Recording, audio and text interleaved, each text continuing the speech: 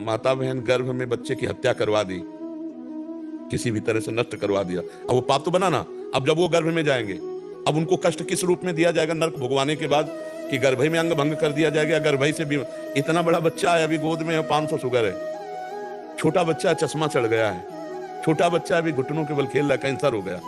अब ये पाप कर्म का वो जुर्माना है, बड़े बड़े पाप कर्मों के बड़े बड़े जुर्माने होते हैं। ये पूरा दंड नहीं है, दंड तो पुरखा कांपते हैं, ऐसा दंड कोल्हू में पेरा जाता है। जैसे यहाँ एक बार किसी स्त्री से बलात्कार किए तो वहां लोहे की स्त्री बनी हुई है, तपते हुए लोहे की। अब वहां एक बार आपने किया है और वहां 1000 वर्ष आपको चिपकाया जाएगा, मरना है नहीं। ऐसे स्त्री के लिए, पुरुष के लिए। यहाँ तुम आप सूप बना के पी रहे ना, मछली का इनका ऐसे जो है, वहां कोल्हू में पेरे जाओगे, वहां काट काट के तुम्हारा ईमान तुम्हें खवाया जाएगा। यहाँ पकोड़े तल रहे वैसे तुम्हें तला जाएगा। नरकों के जब वर्णन सुनो ना तो अच्छे अच्छे कांप जाते हैं, छोटे से छोटे पाप का उसको दंड। तो दंड तो वहां मिला और शेष उसको जो जुर्माना है वो यहाँ भोगना पड़ता है। अब ये कैंसर आदि कोई भयानक दंड थोड़ी है, भयानक तो दंड वहां है, गैस के कूप में बंद कर दिया, बोले 1000 वर्ष तक मरना है नहीं, 1000 वर्ष तक प्रतिपल मरेगा, मरना है नहीं पर प्रतिपल मृत्यु का उसको कष्ट होगा। फेंक दिया सालमली नरक में, ऐसे तलवार जैसे काटे चुभ के, और उसमें 1000 वर्ष पड़े तड़पड़ाता रहेगा, मरना है नहीं, वो है दंड। अब यहाँ है कि भाई कोई अंग में कोई कांटा घुस गया, वो है जुर्माना। तो हम कर्मों के जाल को समझ नहीं पाते हैं और कभी कभी हम भगवान को भी दोष देने लगते हैं। वो कहा भगवान का निर्णय बिल्कुल प्योर निर्णय है, कहीं भी किसी भी तरह का उसमें कोई मिलावट नहीं है और वो ठीक निर्णय उनका। इसीलिए हम सबसे प्रार्थना करते हैं, होश में हो जाओ। किसी भी जीव को जो कष्ट दोगे वो तुम्हें, एक मांडव्य ऋषि की कथा आपने सुनी है?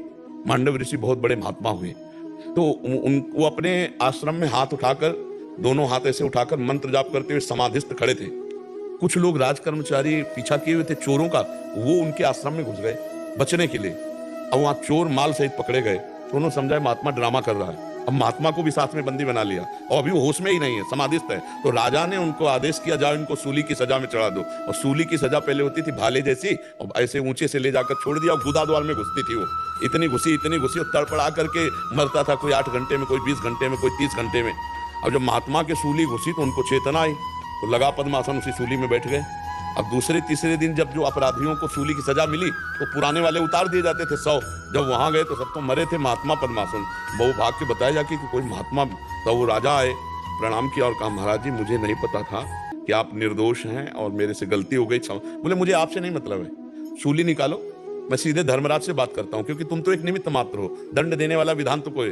तो सूली लाख प्रयास किया गया, निकली नहीं, तो काट दी गई। महाभारत में भगवान व्यासदेव जी ने लिखा है। तो अणिमांडव्य ऋषि उनका नाम पड़ा। वो सीधे धर्मराज के पास यमपुरी गए और यमपुरी में जाकर के कहा कि आप हमको पहले ये बताओ कि मैं बचपन से भगवान का भजन कर रहा हूं, कोई अपराध किया नहीं, ये कौन सी सजा दिलवाई? क्योंकि वहां से काम होता है, निमित्त किसी को बुलाया जाता है। तो उनका महाराज नाराज मत हुए, तो जैसे टेलीविजन चालू हो जाए ना तो सीन दिखाई दे, उनको दिखाया। अब वो बाल्यावस्था में तो उन्होंने वो तितली की गुदा में बबूल का कांटा ऐसे डाल के छोड़ दिया था और वो तड़प के मर गई थी, तो उनकी गुदा में सूली डाली गई। तब उन्होंने कहा बालक को कोई ज्ञान नहीं होता, आज से मैं मर्यादा रखता हूं कि 14 वर्ष तक की अवस्था के किए हुए पाप उस पर लागू नहीं होंगे, 14 वर्ष के बाद के लागू होंगे। मांडव्य ऋषि ने और कहा तुम्हारा निर्णय ठीक नहीं था, क्योंकि मैं बालक था और बाल्यावस्था में पाप और पुण्य, दुख और सुख का ज्ञान नहीं होता, इसलिए तुम्हें मैं साफ देता हूं 100 वर्ष तक मृत्यु लोक को जाओ। तो वो विदुर जी के रूप में आए, पर वो कांटा लगा के छोड़ दिया था गुदा में, तो सूली आज भी उनके है। अणिमांडव्य ऋषि, अणिमांडव्य ऋषि। कर्मों का बहुत विचित्र जाल है, बड़े बड़े महात्माओं को भी भोगना पड़ता है और भगवान से विमुख होने पर पाप कर्म बनी जाते हैं। अगर हर समय हम नाम जप करें, भगवान का चिंतन करें, तब तो हमारी बुद्धि शुद्ध रहेगी। और हर समय नाम जप करना बहुत कठिन है। संसार के दृश्य ऐसे है, संसार के खेल ऐसे है कि वो एकदम घसीट लेते हैं, हम भूल जाते हैं भगवान को। और भगवान को भूले तो कहा हनुमंत विपत्ति प्रभु सोई, जब तो सुमिरन भजन में कहीं ना कहीं माया फंसा लेगी, कोई ना कोई पाप बन जाएगा। तो समझ पा रहे हैं? अब भी कोई संशय? महाराज मैं पिछले 1 साल से आपका सत्संग सुन रहा हूँ और आपकी आज्ञा के अनुसार नाम जप भी कर रहा हूँ और हर महीने धाम भी आ रहा हूँ। श्री जी कृपा से मेरा चयन विशेष शिक्षक के पद पर हुआ है गुरुदेव। वहाँ मेरा कार्य प्राथमिक कक्षाओं के विभिन्न विकलांग छात्रों को पढ़ाना और स्वयं सहायता कौशल के बारे में उनको सहायता प्रदान करना। गुरुदेव मैं अपने इस कर्तव्यों को किस प्रकार पूरा करूँ बच्चों को? पहले तो ये सावधानी रखनी है कि हमें ऐसे वचन नहीं साबित करने कि उनको हेयता का भाव है। तो उनको विकलांग ना कह के अगर दिव्यांग कहेंगे तो अच्छा रहेगा। विकलांग शब्द से एक हेयता प्रकट होती है, नहीं, वो हेयता उनके हृदय में उनको कमजोर कर देगी। तो हम पहले शब्दों का और ऐसे शब्द बोले जिससे उनके हृदय में उत्साह प्रकट हो। प्रोत्साहन बहुत बड़ी शक्ति होती है। जैसे कोई कितना भी बड़ा मरीज हो, अगर डॉक्टर बोले ना तो कुछ नहीं, ऐसे आप जैसे कितनों को ठीक कर दिया, आप ठीक हो जाएंगे, इस वचन से उसको बल मिलता है। ऐसे हम प्रथम उनका उत्साहवर्धन करें कि अंगविहीन होना एक कोई हानि का विषय नहीं। अगर हमारा दिमाग स्वस्थ है तो हम सब कुछ कर सकते हैं। शरीर का अस्वस्थ होना और माइंड का स्वस्थ होना ये बहुत आवश्यक है। और शरीर अस्वस्थ तो माइंड भी अस्वस्थ तब तो चला गया, और शरीर स्वस्थ तो माइंड अस्वस्थ तो वो नष्ट हो जाएगा। क्योंकि अस्वस्थ का मतलब काम, क्रोध, लोभ, मोह, मद, मत्सर सबसे बड़े रोग हैं। अगर हमारा दिमाग विषयी है, भोगी है, कामी है, पापाचरण करने वाला है, तो शरीर स्वस्थ होते हुए भी आज नहीं तो कल आप दंड भोगेंगे। यहाँ भी दंड भोगेंगे, वहां भी दंड भोगेंगे। अगर हमारा दिमाग स्वस्थ रहे तो आपका काम है दिमाग स्वस्थ करना। जो मान लो आप इस पद पे जा रहे हैं कि आप उनको, तो आप उनके दिमाग की स्वस्थता की तरफ ध्यान दें। आप खुद नाम जप करें, उनको नाम जप करने की प्रेरणा करें, उनको उत्साह वर्धन करें, और विकार मुक्त करने के लिए सत्संग। अगर काम, क्रोध, लोभ, मोह, मद, मत्सर ये विकार कम किए जा सके तो किसी को भी सुख प्रदान किया जा सकता है। नहीं तो चाहे जितना धनी हो, चाहे जितना स्वस्थ शरीर हो, ये जो विषयी पुरुष हैं, दूसरों के प्रति भोग दृष्टि रखने वाले, इनकी पक्का दुर्गति होगी। और पक्का चिंता, शोक, भय, उद्विग्नता और मृत्यु ये इनके दिमाग में छाए रहेंगे। चिंता, भय, शोक, उद्विग्नता ये बना ही रहेगा, इसलिए उनको व्यसन करना पड़ता है। तो हम व्यभिचार दोष से अपने समाज को जितना मुक्त कर पाएंगे उतने हमारी समाज सुखी रहेगी। और ये बहुत जोर से बढ़ रहा है।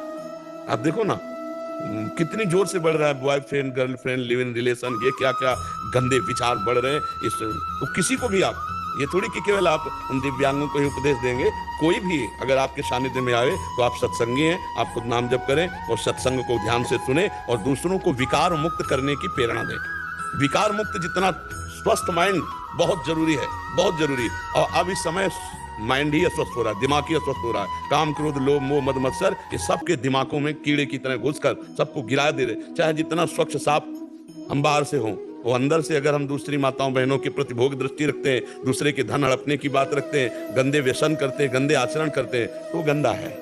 बाहर से स्वच्छ होना कोई स्वच्छ नहीं, हृदय से स्वच्छ होना है। भगवान किसको पसंद करते हैं? निर्मल जन मन शो मोहि पावा, मोहि कपट छल छिद्र न भावा। मुझे लगता है विकार रहित किया जाए अपने समाज को तो बहुत ज्यादा लाभ मिलेगा। आधुनिक पढ़ाई विकारों को नहीं गिरा सकती। विकारों को गिराने के लिए आध्यात्मिक पढ़ाई चाहिए, महापुरुषों के पावन चरित्र चाहिए, ब्रह्मचर्य चाहिए, खान पान पवित्र चाहिए, भगवत स्मरण चाहिए, सद्भावना चाहिए। इसी से हम अपने समाज को आगे बढ़ा सकते हैं। चाहे कोई भी हो, कहीं भी हो, अगर हम ऐसा कर पावे तो भगवान का कृपापात्र बनने में देर नहीं लगेगी। और भगवान जिस पर कृपा करते हैं वो सर्व आनंद को प्राप्त होता है। समझ पा रहे हो आप?